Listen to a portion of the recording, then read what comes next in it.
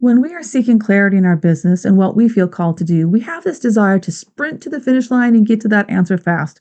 We're tired of feeling stuck. We're tired of feeling behind. We want that answer. We want it fast. I hate to break it to you, but that is not how clarity comes. While you will have major breakthroughs and oh wow aha moments along the journey, which are truly fun and energizing and wonderful gifts, the journey to clarity, however, comes through time, effort, thinking, prayer, and seeking wise counsel. Instead of sprinting to the finish line in search of an answer, think of this more like a marathon, where you are setting a pace that works for you so that you're on this entrepreneurial journey for the long haul and not burning yourself out. In your journey to clarity, you need to set your pace. You need to find a way to run your race because there is work to do along the way. If you're running too fast, you will simply skim the surface and miss the questions that need to be asked, and you'll miss the opportunity to dig deep for those answers. And those answers can change you, your life, and your business. Today, I am really excited to introduce you to my PACE method to business clarity. Hello there, and welcome to the Sila Entrepreneur Podcast, where we take a look at doing online business a little differently for women over 50. I'm your host, Marta Gertson, entrepreneur and business owner since 2008, and for far too long, I struggled with trying to figure out what I wanted to be when my business and I grew up. I was tired of buying all the courses and downloading all the freebies, all in the hope that the answer I was longing for would suddenly appear. Turns out, clarity doesn't come in an instant. It's a journey of discovery and finding answers layer by layer. As I took action, I learned what type of work I really loved to do, who I had fun serving, and the problems I loved to help them solve. That clarity gave me the confidence to start designing a simple, sustainable business that I could steward well, and I'd love to help you do the same. If you're ready to find the clarity you're longing for, then you're in the right place. Let's take this journey of discovery together. Part of my clarity journey has been to find a way to describe my coaching process. It's something I've struggled with. I've been a coach in some capacity or other for a long time, but I've never really understood or been able to verbalize or show someone my process. And my clarity breakthrough came when I worked with a coach who focused on helping entrepreneurs develop a framework, a way to visually and verbally describe what they do and how they do it. Through working with her, I discovered I actually did have the words and I did have a process, but I just needed her help to pull it out and help me see it. The PACE method to business clarity is a cycle of 4 steps that we all go through in our business. Sometimes that cycle can happen daily, sometimes it can be seasonally. It most definitely shows up during seasons of questioning, growth, and when we're moving on to a next step. But it can also show up when you are developing a new package or a program for your clients, that you're working on a lead magnet to offer your audience, or even here in the podcast. What is my goal of the podcast? What do I want to help you learn? What do I want to share with you? The word PACE has 4 steps, and those 4 steps are pause, assess, clarify, and evaluate. We'll dive into each individual word in a minute, but first let's take a look at the word PACE itself. You may be asking, what is pacing? What do I mean by that? And how does it apply to being an entrepreneur? Years ago, I came across the concept of pacing when my fibromyalgia pain went from annoying and kind of showing up every once in a while to being very difficult, and which made it hard to concentrate, and on some days it made it difficult to work. And in my search for help and relief, the concept of pacing jumped out at me. One of the best descriptions I found for pacing and pain management actually came from the state of Virginia's Mental Health Division. I'll leave a link to this in the show notes for you. And it offered a great explanation of what they called activity pacing. First, they described a activity pain pacing cycle, which they describe as a vicious cycle of overactivity, pain, and then forced rest. In that article, they have a diagram that shows where it starts with overactivity, that overactivity leads to pain, that pain forces us to stop, and then because we've stopped and rested, we feel better, but then we get overactive again and cause up another flare-up of pain, and it does become a vicious cycle. We've all done it. I did it this weekend, took the dogs for an extra long walk, and then I worked out in the garden and worked a little bit too hard, and I was down for the count for the rest of the afternoon, and then I felt better and got back up on my feet. And we've all done it. After we've been sick or after we've been injured, we start to feel better, we overdo it, and then we take several steps back in our healing journey, have to start all over again.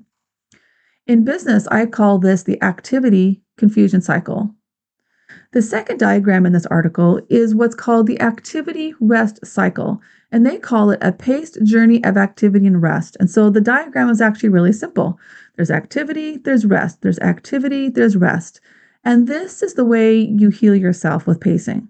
While it may feel like you're taking giant steps backwards because you're slowing down, you're not going as fast as you want to go, in reality, you are building up resilience and the energy reserves you need for your healing journey. You are getting healthier, you're getting stronger, so that over time you can increase the level of intensity of the activity that you need to take, and you need less rest and less time to recover. As you can imagine, this is a much more balanced approach to healing and recovery, and it also helps you improve both not just your physical, but also your mental health. In business, I would call this the activity clarity cycle. Here's a couple other quick examples of pacing to kind of give you a good overview. Keep in mind, if you are a runner or if you've ever watched a marathon race, marathon runners have to know their pace. They have to know when to conserve their energy, and then they need to know when to burn it and put on speed to get around a runner or get to that finish line. If you've watched a race or if you watch the athletes run an endurance type race, the ones that lose their pace, that lose their rhythm, a lot of times they get injured or they have to drop out of the race, or you see them stumbling across the finish line. You wonder how they're going to recover. In NASCAR, there is a pace car, and that car comes out on the track when there's been a wreck or some damage to the track. And so that pace car comes out, and all the other racers have to line up behind the pace car until that way is clear again. When we're losing weight, we don't want to lose weight too fast, as that can be unhealthy, but too slow, and we find it hard to stay motivated. For those of us with chronic illness, we have to pace ourselves to avoid the flare ups of our symptoms. If we expend our energy instead of conserving it, we have to rest longer in order to refill that energy tank. All of these examples resemble how we operate in our business at one time or another. There are times that we can pace ourselves. There are other times health issues dictate our pace. Sometimes the situation or the economy dictates our pace. And sometimes we need someone to come alongside us and remind us how important it is to slow down. I want to take a minute to look at the word pace itself and what does the word pace or pacing actually mean? I love to look up words in the dictionary to make sure that words I've used forever, do I really understand what they mean? And so when you look the words up in the dictionary, pacing or to pace means to go at a speed that doesn't tire you out, to walk at a steady rate. And interestingly, the Latin word for pace is a form of the word pax, meaning peace or permission. That really caught my attention. This is one of the reasons I like the word sila. And if you look the word sila up, there's a lot of great educated and probably pretty close explanations of the word, but the actual original word and its definition has been lost in history. And so in reading through all the ideas and all the options, it always has some type of explanation of pause to really take a close look at what's happening. The definition I've adopted is to slow down, take note. This is important. It's why I love the word sila. It's my reminder to slow down. So when we look at pacing, what it means, how it can benefit us in business, let's take a look at why and how we lose our pace and our energy and our momentum. I commonly see three reasons why. One, we're not running our race, and we end up comparing ourselves, very unrealistically, I might add, to other entrepreneurs with very different lives, experiences, and businesses that are different than our own. And a lot of times we don't understand the fact that they've been in business longer and we've been in business a less time. Maybe they have a support team. Maybe we're solo entrepreneurs. When we're comparing our chapter 2 with their chapter 10, it can be very discouraging, and it does cause us to lose our step and to lose our pace. Second, we're not creating habits of physical and mental rest into our lives and business. And to learn more about that, take a listen to episode number 3 about why we need to take a break from our businesses. When you're not creating that space to think and to take a break from your business, we are running on energy reserves that are depleting or depleted, and that can also cause us to stumble and lose our pace, lose our energy, and lose our momentum. But the biggest one, in my personal opinion, is that we're listening to too many voices and opinions. We get confused, we get overwhelmed, and we wonder why our business is not working. We get distracted by all the noise and get pulled into someone else's pace of business and their capacity to make fast changes. Sometimes we can keep up, but at other times we expend our energy instead of conserving it, and we fall, quote unquote, further and further behind and lose the clarity we had. Now we are back to feeling confused, overwhelmed, and exhausted, and we wonder what's happening. So let's dive into the PACE method and how do you find your pace? The PACE method to business clarity is a 4-step cycle we all go through to move from confused to clear in our businesses. Is for pause. We want to pause, slow down, develop a habit of rest and reflection. A is for assess. Assess the current season of business you're in. Who are you today? And need to remember that who you are today is quite a bit different than who you were when you first opened the doors to your business. Has your business kept up? You've grown, you've changed, you've learned, you've have more experience, you've got more clarity about who you are as a person. C is for clarify. We need to clarify your who. Who do you love to serve? Who are you feeling called to serve? What problems do they have? How do you help them solve it? Why do you like to help them solve it? And then you take action on what you know. Because remember, clarity comes through action, not just thought. E is for evaluate. You need to evaluate those results of the actions you've taken on a regular basis and make adjustments as needed. You need to take an honest look at the action you took and evaluate what worked, what didn't, what needs to change, what did you get excited about, what did you learn. And a lot of times when you take all of that, we kind of take a step back like, okay, now what do I do with that? So now we need to start over again. Now that you've gone through the cycle, you need to pause again. You need to take time to think. You need to take time to rest.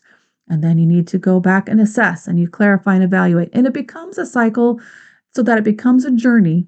It's not a sprint or a one and done. Now, I can kind of hear you protesting and saying, but I've heard that the speed of implementation is important as a business owner. And I do agree with that. But as a strategic move, not as a constant throw spaghetti at the wall approach and see what in the world is going to stick.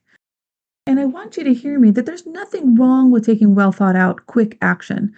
Speed of implementation becomes a problem when you're taking fast action just for the sake of speed. When you're doing that, you are reacting to your business instead of becoming a strategic and intentional leader of it. And a big hint here, the clearer you are on your business, your goals, and what you're wanting to accomplish, the faster you will spot the opportunities as they arise and know which ones to say yes to and which ones to pass. Taking quick action also is a adrenaline boost, and it gives us that hit of adrenaline that can become addicting.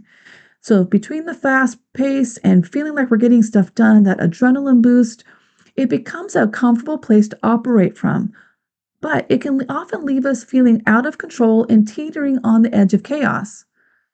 Living and running a business on that edge does exact a price, and often at the expense of our physical and mental health, and you remain stuck in a business that is moving fast but isn't going anywhere. So, as we wrap up today, my challenge for you today would be to take some time and reflect on a few of the following questions. 1, where do you feel out of control in your business? Where do you feel in control? How do you feel physically and mentally about your business and as you're operating and working within your business? Are you running on adrenaline or well thought out action as you take action on your business? Do you have clarity about your business and direction? And finally, are you running your business at your pace or are you trying to keep up with someone else's pace? In the show notes for this episode is a link to a resource that will include a diagram of the PACE method for business clarity for you to take a look at or download a copy for yourself. This graphic is a great reminder to run your business at your pace. If you would like help finding your pace and finding clarity in your business, I would love to help. You can visit SelaStudios.co/discovery to schedule your free call and together we'll find out how clarity coaching could help you design a simple and sustainable business that you love. Thanks for joining me. I hope you found some clarity or an aha moment that inspires you to take some action today. Before you go, could I ask a favor? I would really appreciate it if you could take a few seconds and leave a review of this show in the Apple Podcast app. Your review really does make an impact and helps spread the word about this show and gets it in the hands of other women who are looking to build simple and sustainable businesses of their own. Until next time.